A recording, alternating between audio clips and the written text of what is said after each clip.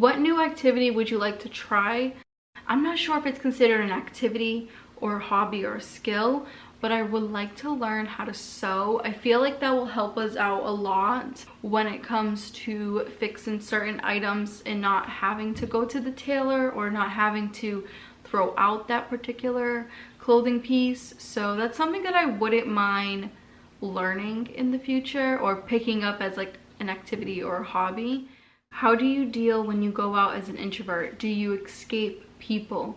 I would say as an introvert, I'm definitely in my own bubble more now than ever because I'm self-employed. That doesn't mean that I try to escape people. Like when we're out and about, if people want to talk to me, I will talk, but I'm definitely not the person to start a conversation. You will not catch me saying like hi, or like I just don't want to bother people, and also I just feel like, I don't know, uncomfortable to like start the conversation. That doesn't mean that I'm trying to escape people. So yeah, I know it's such a weird answer, but you technically can't escape people. We live in a world where it's filled with people. So I think it would be harder to like try to avoid everybody when, you know, when it comes to not wanting to talk or want to escape certain situations. I know I'm getting too deep into this conversation, but I personally do not escape people because it's highly, highly impossible.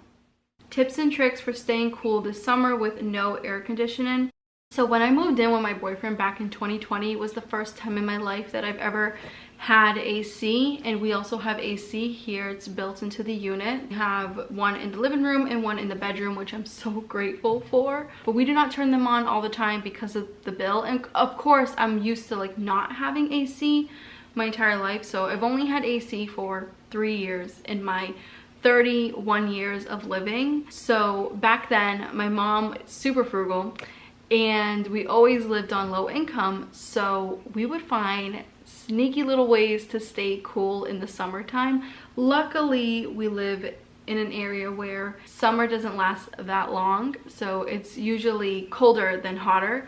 So when it comes to staying cool without an AC, what we used to do, and do not judge me on these little tips and tricks, okay, this is what worked for us as kids. We would have a fan. We would always have fans in the room, like those big giant fans. We'll have one fan, one big giant one in the room, and then we'll have another one in the window. What we would do is we would put like wet face cloths or like a bucket of ice next to the fans, and it would like blow the coldness around the room. It worked really well. Another thing that worked well at night when it was like super humid, we would take face cloths and wet them, wring them out, and then like put them like flat, like do this with them and then put them flat in the freezer. And then the next day we would take them out and it would be like a board, and we would just like pile them on us and just like fall asleep with them. It was so relaxing, so cooling.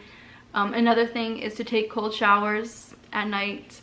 We used to take cold showers like twice, 3 times a day because it was just so hot. I will say the weather is extremely different. We'll have like some hot days, but it doesn't get as hot as it used to when I was a kid. And I mean, it is humid today. That's why my hair is kind of like frizzy. It's not as bad when I was a kid. When I was a kid, my hair was like a giant puff ball because of how hot it was, and I would always cut my hair short too. When I was younger, I would cut my hair like up to here because it was just so hot. What do you think about sleeping separately with your partner in general?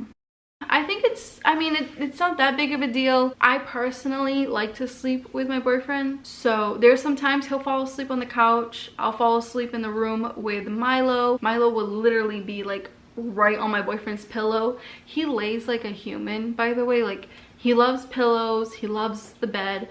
So he will copy how I lay down. Like, I lay down like this on my side. This is how I sleep.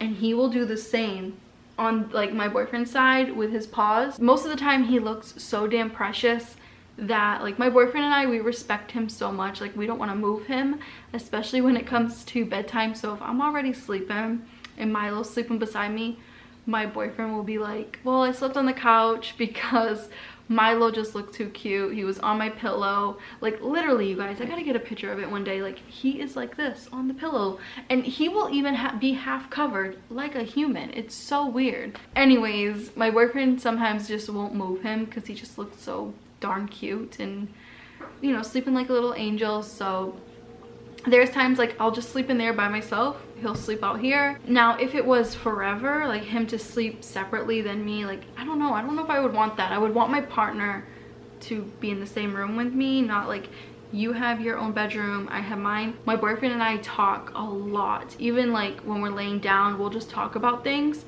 and we get to know each other more. Even though we've known each other for almost 17 years, there's still new things to learn about each other, and I absolutely love our deep talks at night. So I wouldn't want him to sleep like somewhere else in the house.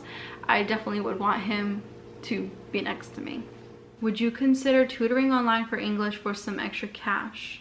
Probably not, because like my English isn't the best. I feel like a lot of people, especially on social media, have definitely pointed out how I spell certain things, how I say things that are wrong, periods and quotations and things like that are just not in the right format, and I'm just not the best when it comes to English. I wasn't the best student either. I failed literally every class. I stood back in first grade, and most of it was to do with English. Well, language arts and math. We won't even get into math. So yeah, that's something that I would never do, is teach, because I wouldn't be good at it. I need to start teaching myself to learn how to speak better and just learn not better, but like learn how to speak a little bit more proper and learn how to write better. I feel like my spelling is just like horrible. What would be your choice for a luxury item if you have a chance to get one? All right, a luxury item.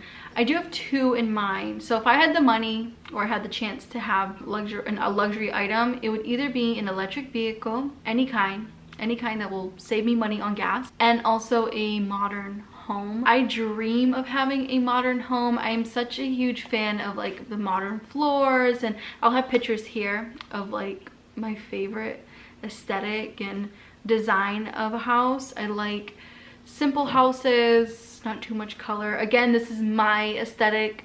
You guys, please do not judge me. I know when people like show these kind of pictures, they get hate, but I like them. They make me feel calm, they make me feel at peace. So if I could afford something luxurious, I think it would be either these two, because when it comes to either having an electric car or having a nice place, you can rent out the basement in the nice place and make some extra cash, help with the mortgage. And with the electric car, you can save money on gas. Even though they're technically like luxury items, there's still some money saving situation going on. That's when you know I stick to my roots with trying to be smart with my money. If you could afford, would you have a stomach surgery to lose weight? I think like if I'm done having kids and I am working out and eating healthier, and if I have like still skin or stomach, like part of my stomach that is just not toning up, I will see what I can do. But to be honest with you guys, I'm deadly terrified of surgery. I've never been under, I've never had surgery. The only thing I've ever had done when it comes to like medical is my toenail. My big toenail was removed because I used to get a lot of ingrown toenails. Yeah, I was awake during that whole process. They just numbed my toe and cut it off. I was ready to pass out. I'm like horrible when it comes to blood. I'm horrible with anything to do with like procedures on me, so wish me luck whenever I decide to have a child, because I swear I hope I survive. I hope I survive mentally, because I am just terrified, so freaking scared of like either not waking up during anesthesia, like just, you know, you're gone, or waking up, like the anesthesia wears off and they're doing surgery and then you're up and you feel everything. So I think I've just watched too many movies when it comes to things like this. A little bit too much of a Final Destination. When was the breaking point you decided to become a minimalist? So I've talked about this before, but I know we have a lot of new subscribers. So my breaking point was when I was hanging out with some of my friends. I kind of like seen a glimpse of my future if I kept being the way that I was. Materialistic, ignorant, selfish, so many bad criteria that I had within myself, and also the people that were around me, very, very materialistic. I felt like if I didn't make a change, a severe change, then I was gonna get nowhere in life. Yeah, that's kind of what got me into the whole minimalist lifestyle, was me looking for a change online. What are your goals, financial or other, in the next 12 to 24 months?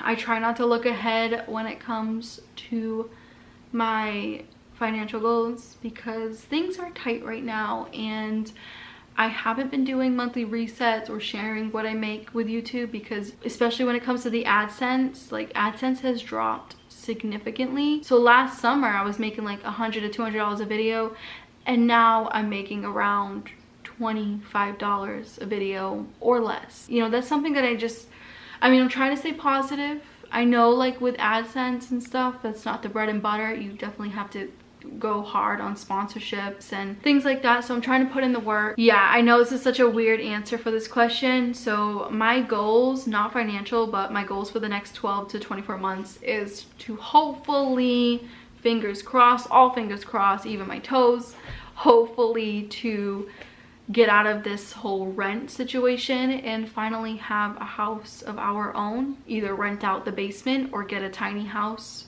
in the yard and rent that out to help with the mortgage. So that's definitely what I'm looking forward to. I definitely have high hopes for this because we have no idea what's going on with the housing market. Power of going on long walks.